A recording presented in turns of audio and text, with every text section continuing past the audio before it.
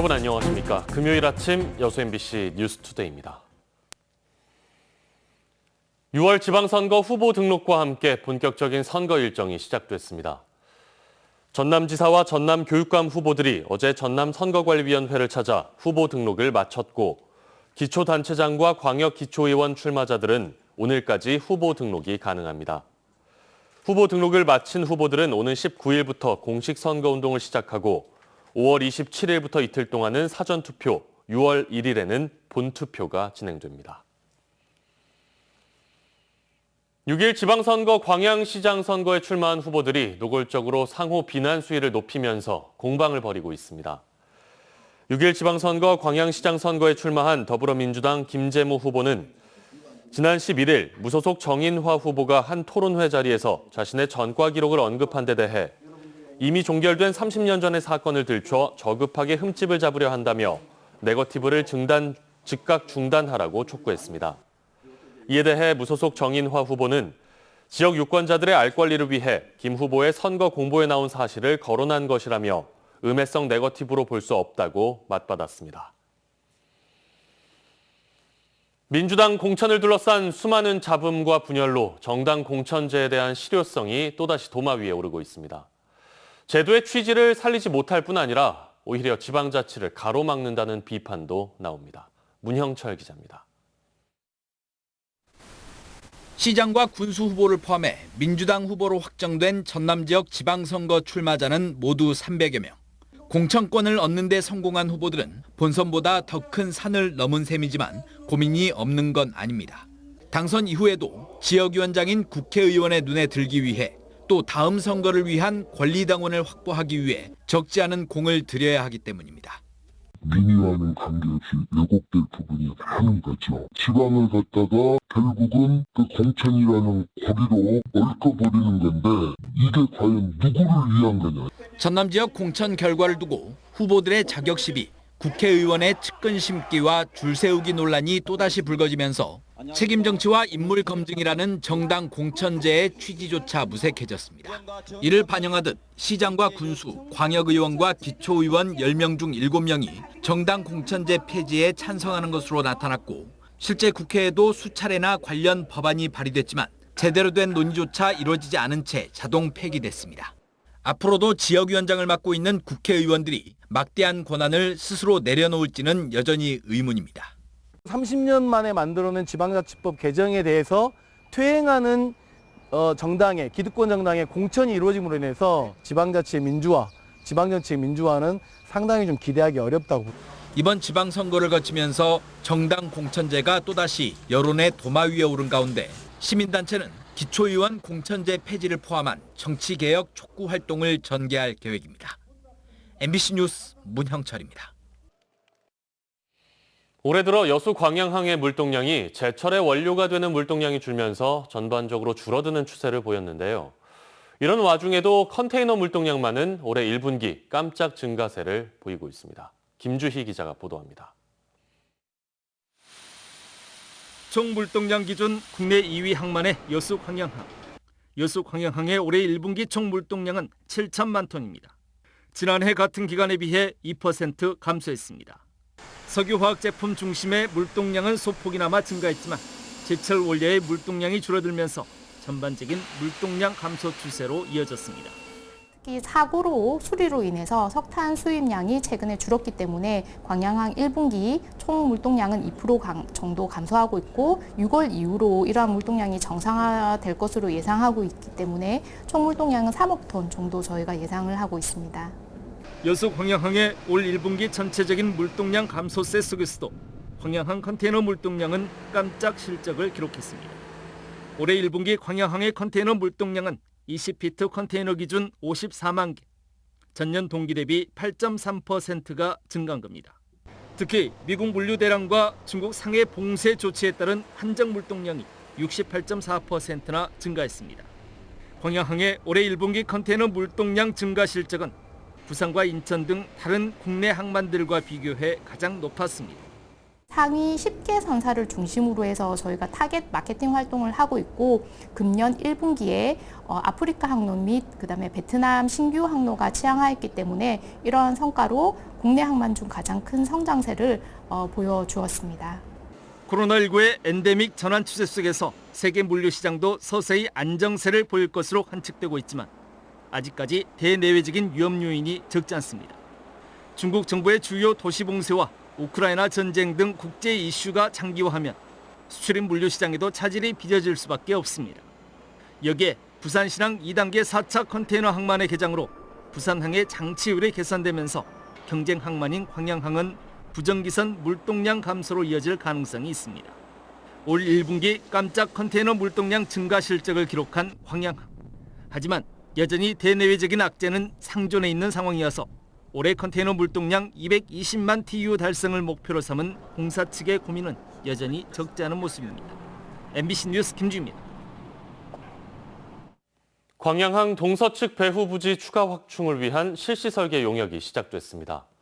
여수광양 항만공사는 광양항 동서측 배후 단지 내 유휴 부지 20여만 제곱미터 면적을 복합 물류 부지로 전환 조성하기 위해 본격적인 실시 설계 용역에 들어갔습니다.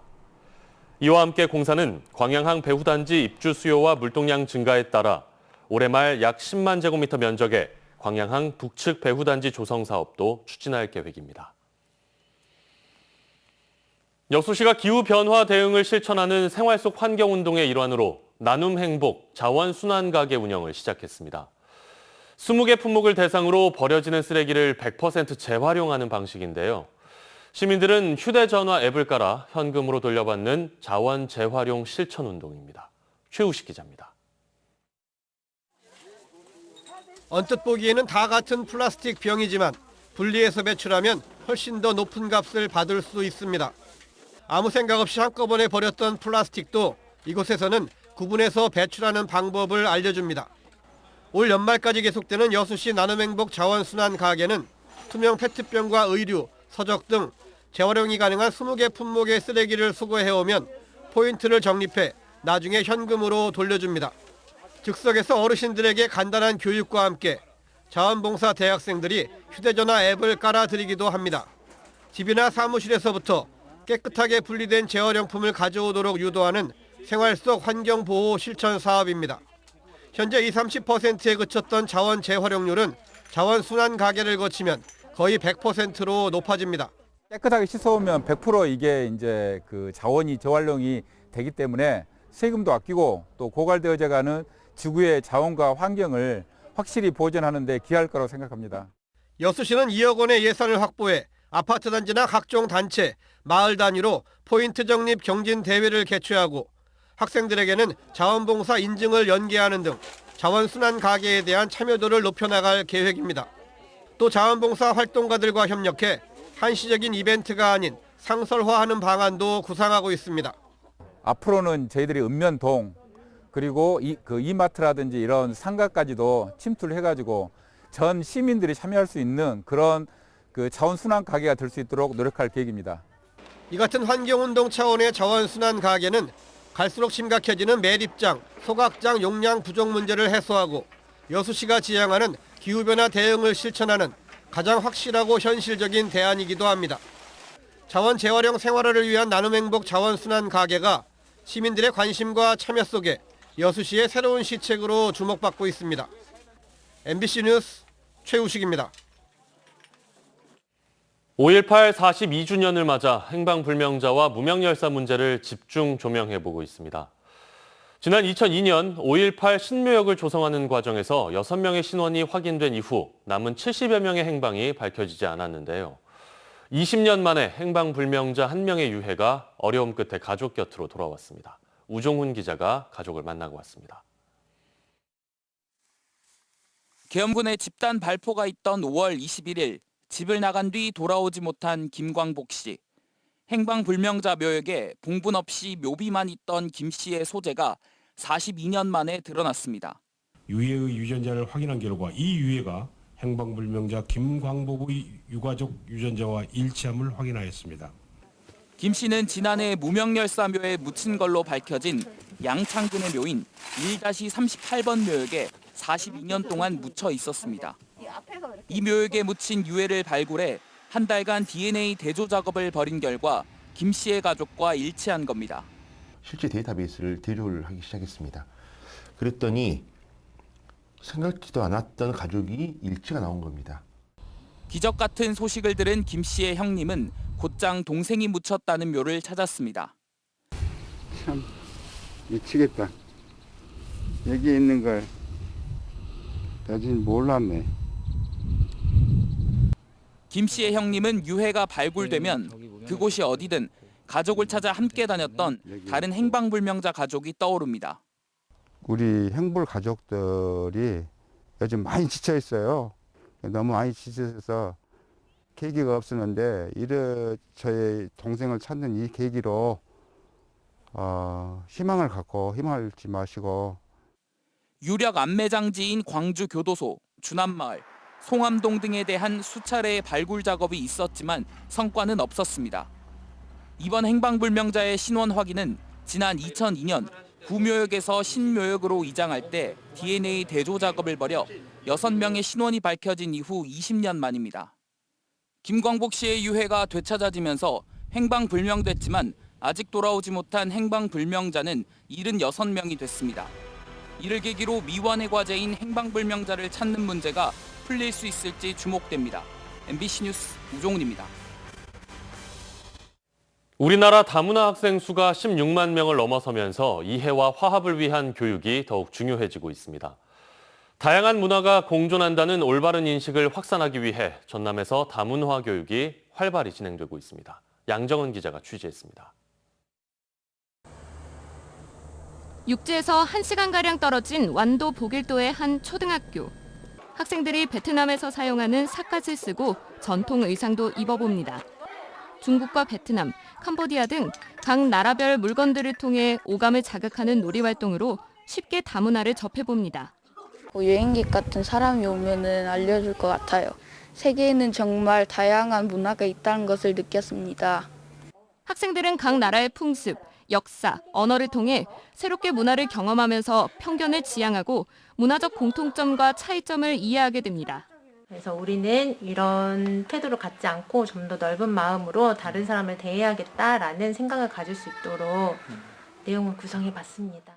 고등학생들을 상대로는 다문화 감수성 지수 테스트가 진행되기도 합니다. 학생들이 다문화에 대해 어떻게 생각하는지 알아보는 조사입니다. 전남 지역의 다문화 학생은 11,000여 명으로 전체 학생의 5.5%에 달합니다. 하지만 고등학교로 진학할수록 자신이 다문화 학생이라고 응답하는 비율이 줄어들고 있는 상황.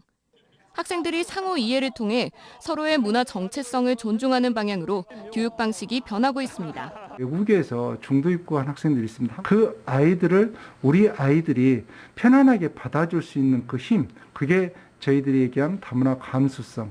전남교육청 소속 전라남도 국제교육원은 찾아가는 다문화 교육을 점차 확대해 나갈 예정입니다. MBC 뉴스 양정은입니다. 전남 지역의 대학 입학생 수가 최근 10년 새 16.4%, 1,690명이나 줄어 심각한 감소율을 나타냈습니다. 한국지방행정연구원 정책브리프에 따르면 2020년 전국 대학 입학생 수가 10년 전보다 8.2% 감소한 가운데 17.9%인 울산, 16.6%인 경남에 이어 전남의 대학생 감소율이 전국 광역지자체 가운데 세 번째로 높았습니다. 반면 전국적인 학령 인구 감소 속에서도 서울과 인천은 각각 0.9%와 1.8% 늘어난 것으로 나타나 갈수록 심해지는 수도권 쏠림 현상을 반영했습니다. 올해 전라남도 공공서비스 디자인 사업 공모에 여수시 남산동 일원이 최종 선정됐습니다. 이번 사업은 도심의 어두운 골목과 방치된 공터 등 범죄에 취약한 환경을 공공 디자인으로 개선해 범죄 발생을 사전에 예방하기 위한 사업으로 이번 공모 선정에 따라 총 사업비 3억 원으로 사업을 추진합니다. 여수시는 지난 2020년에도 도내에서는 처음으로 국동 롯데마트와 서강동 여수시민교회 인근 등 취약지역 두 곳을 시범지역으로 선정하고 3억 5천만 원을 들여 안심거리 조성 사업을 추진한 바 있습니다.